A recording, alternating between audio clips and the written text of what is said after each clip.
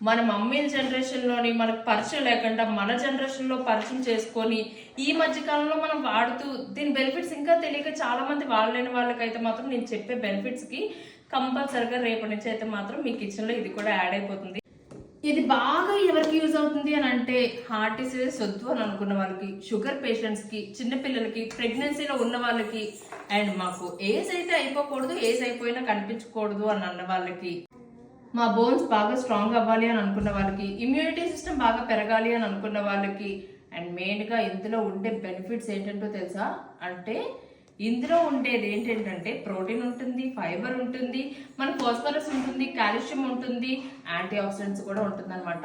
ఇవి ఎలా యూజ్ చేస్తే బాగుంటుంది, ఏ టైంలో తింటే బాగుంటుంది అన్న దాని గురించి అయితే మాత్రం నెక్స్ట్ మాట్లాడుకుందాం. కానీ దీని గురించి అయితే మాత్రం మీరు తెలుసుకుంటే చాలా మ్యాటర్ అయితే ఉంది. ఇప్పటికైతే మాత్రం ఎంతమందికి యూజ్ అవుతుందో అన్నదైతే నేను చెప్పాను కదా.